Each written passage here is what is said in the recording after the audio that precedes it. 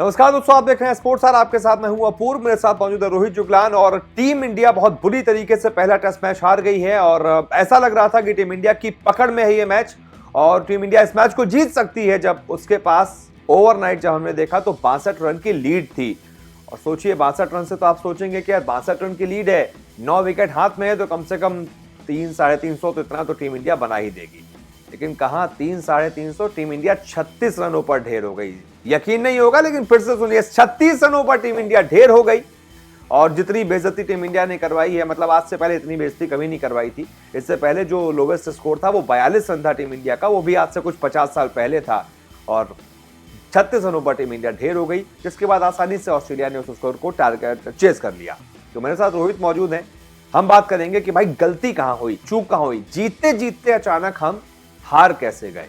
तो क्या क्या हार के कारण रहेंगे आपके मुताबिक इस पूरे मैच में? बहुत सारे कारण है अपूर्व, लेकिन सबसे पहले हमें इस बात को अप्रिशिएट करना चाहिए कि ऑस्ट्रेलिया ने गेंदबाजी बहुत कमाल की थी। मैं ये कहूंगा कि बिल्कुल उनकी गेंदबाजी बहुत अच्छी हुई है। आपके बल्लेबाजों ने गलती की, शॉट सिलेक्शन गलत था।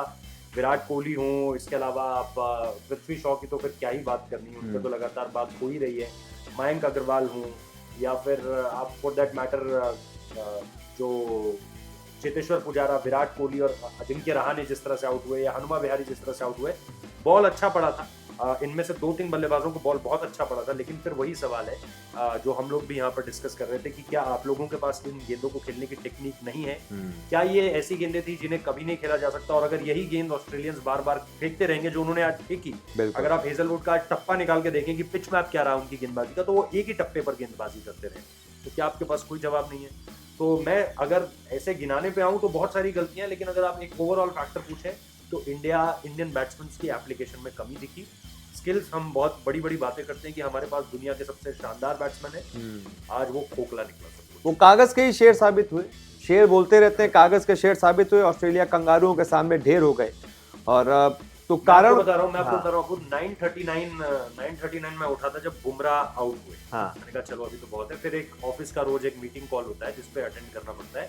10:49 में आया और देखा शमी रिटायर हट हो गए। यार बहुत शर्मनाक, यार बहुत शर्मनाक। और हार के कारण जो हमने बताया आपको, जैसा कि रोहित बिल्कुल सही कह रहे हैं कि पहली बात तो एप्लीकेशन में हमें कमी नजर आई। दूसरी बात, ऑस्ट्रेलिया के गेंदबाजों ने बहुत अच्छी गेंदबाजी की, लेकिन इसका मतलब ये नहीं कि हर मैच में वो अच्छी गेंदबाजी करेंगे। जाहिर सी बात है, उनके हाथ में बॉल है, उनको पता है कि तो आप क्या हर मैच में 36 पर ऑल आउट होते रहेंगे? नहीं ना, और ऐसा होता भी नहीं। लेकिन और आप इन्हीं, भाई यही तो गेंदबाज है जिनके खिलाफ पहली इनिंग में 244 बना दिए आपने, और दूसरी इनिंग में आप पिछली बार सीरीज जीतो आप इन्हीं 3 गेंदबाजों के सामने। भैया यही ट्रायो था, हेजलवुड, स्टार्क, कमिंस, यही 3 थे और आप 36 रनों पर ढेर हो। बहुत शर्मनाक। और हार के कारण यही रहे। पहली बात तो ये कि जो बल्लेबाजों की कमी, दूसरी बात ये कि आपने बहुत ज्यादा, आपको और लीड मिल सकती थी, वहां पर आपने जो कैचेस छोड़े हैं पहली इनिंग में ऑस्ट्रेलिया के खिलाफ, वो बहुत हर्ट किया होगा टीम इंडिया को, बहुत ज्यादा हर्ट किया है। और वही लीड जो 191 तक वो पहुंच गए थे, 140 के आसपास उनके,